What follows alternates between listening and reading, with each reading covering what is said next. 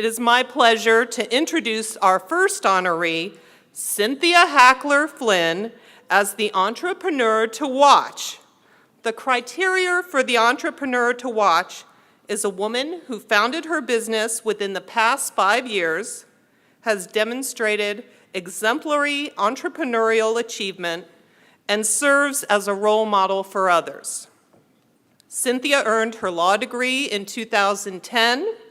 After several years as an associate at larger firms, she started Hackler Flynn and Associates in 2014 to give her clients more personal attention.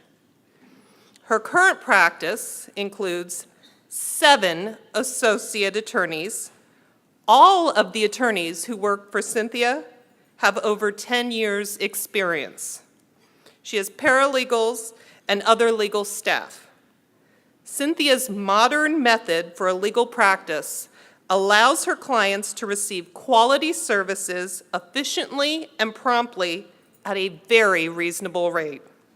And all of this since 2014. In addition to running a thriving law practice, Cindy finds time for charitable causes. She ran the Long Beach Marathon to raise money for leukemia and lymphoma research. She provides legal aid in several Orange County and Los Angeles clinics. Some fun facts about Cindy. Cindy not only works hard, she also lives life to the fullest. She's been skydiving, bungee jumping, and has had a motorcycle license since she was 18. Please give a very warm welcome to my very dear friend, Cynthia Hackler Flynn. And I don't need nobody else, nuh-uh. If I was you, I'd wanna be me too. I'd wanna be me too. I'd wanna be me too. If I was you, I'd wanna be me too. I'd wanna be me too. I'd wanna be me. Thank you so much for the introduction, Liz. It is an absolute pleasure to be here tonight and to share in this amazing event with all of you. Tonight, I'm going to tell you a story about a rude awakening, my rude awakening. From an early age, I thought I had life all figured out, narrowed down into 3 easy parts. 1, I thought that becoming a lawyer was going to be the key to success and happiness. 2, I thought that buying a house was always a smart and safe investment. And 3, I thought that whole wheat bread was the cornerstone to any healthy diet. So at the age of 16, I got my first internship at a law firm. At the age of 19, I bought my first house. And by 20, I was the proud owner of a bread maker. My plan for success and happiness was right on track. It was 2007. I was graduating from college, heading to law school, and a homeowner. And then the economy crashed. Firms stopped hiring lawyers. The housing market went underwater.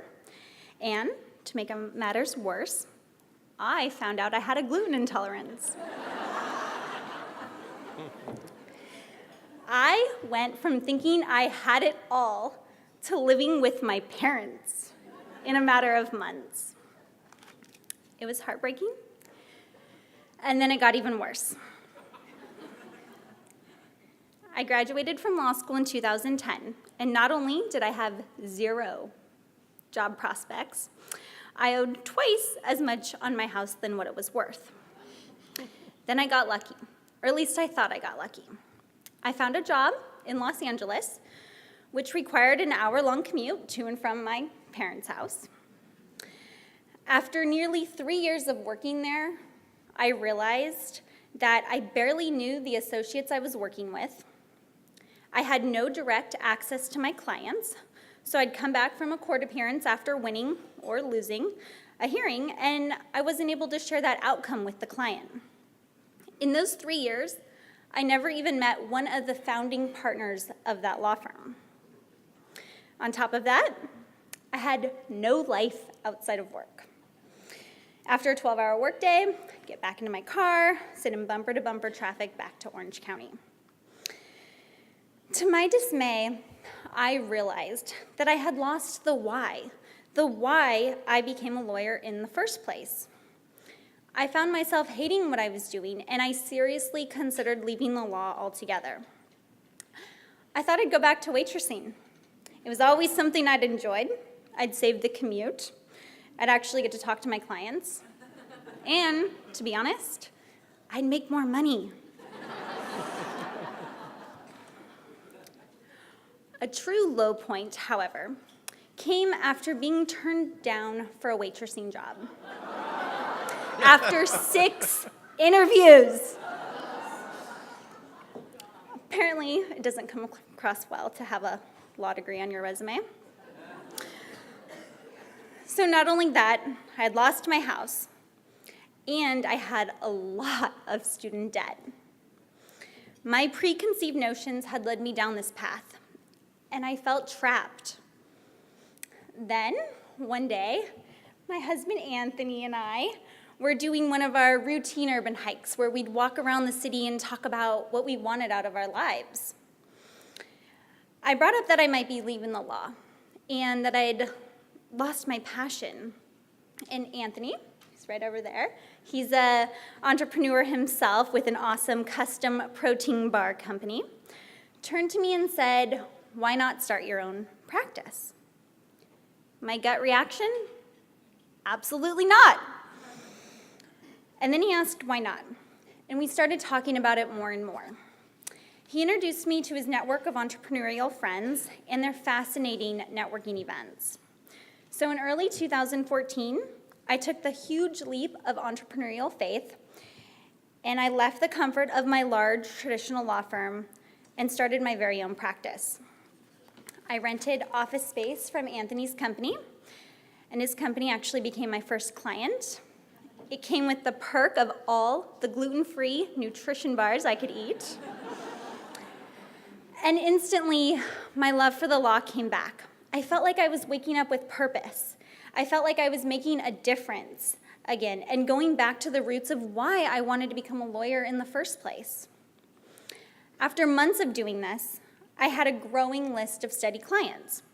And after working 20 days straight for 14 hours a day, he asked me if I had considered expanding by taking on another attorney. My gut reaction? Absolutely not. And then he asked, "Why not?" My response was, "No, I'd love to grow, but I was so terrified of becoming that law firm that took the passion out of me." He then asked, "Why does your firm have to be that way?" And we both sat there for about a solid minute. And he finally said, "If you could design your perfect law firm, a law firm of the 21st century, how would that look?" I spent the next several months developing a plan of how to create the ideal law firm. The delightful, modern law firm became my mantra. I realized 3 essential things to creating my practice. One is that I wanted to empower my lawyers to take clients and cases from the first moment to the last, with no awkward handoffs to first-year associates or second-year clerks. I knew that this would give my lawyers and my clients the ability to develop the kind of authentic, almost old-fashioned relationships so that clients actually like calling us to get advice and get things done. I firmly value the quality of my associates' work over the quantity of hours they spend at their desks.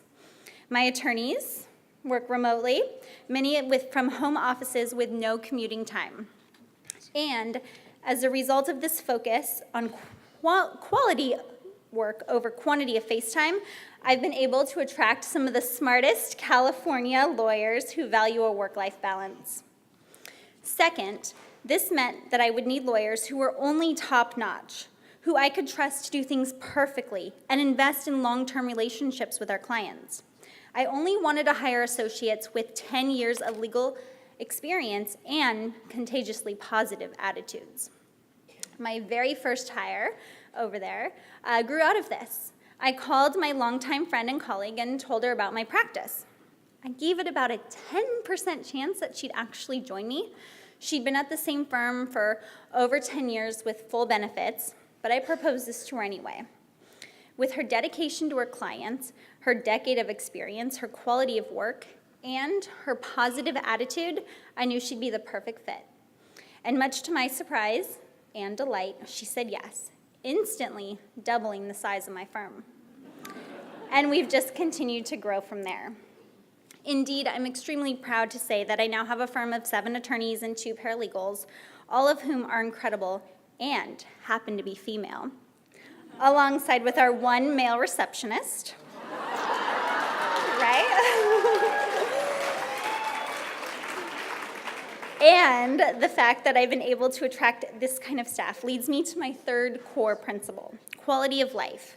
I wanted to make sure everyone's time was respected. My goal here is to make sure every attorney has that perfect balance of passion, purpose, and enjoyment. I love the work I do. I don't even consider it work for the most part. I want to give others that freedom to create their own schedule, to work the hours they want to work, and not feel forced to sit in traffic, to have a certain dress code, to get into the office at a certain time, and to clock in and clock out without purpose. The one thing that I hope to leave you with, as I've learned, is to maintain your passion and challenge yourself. Try to stay away from those limiting beliefs and preconceived notions that you have. There are some bumps along the way, but I'm confident it will lead you to success. Sometimes the scariest choices are the best ones. If you expect the unexpected and trust yourself to figure out the rough patches, then you'll always be on the road to success.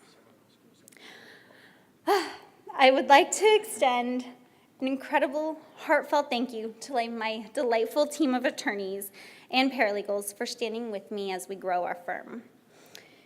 I'd also really like to thank all the women of NAWBO Orange County who have really impacted my life and have provided me with true camaraderie through my journey into entrepreneurship.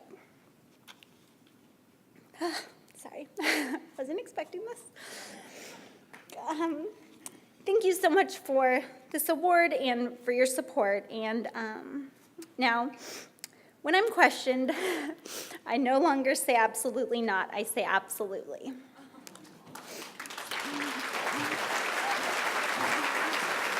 I forgot to actually give this to you.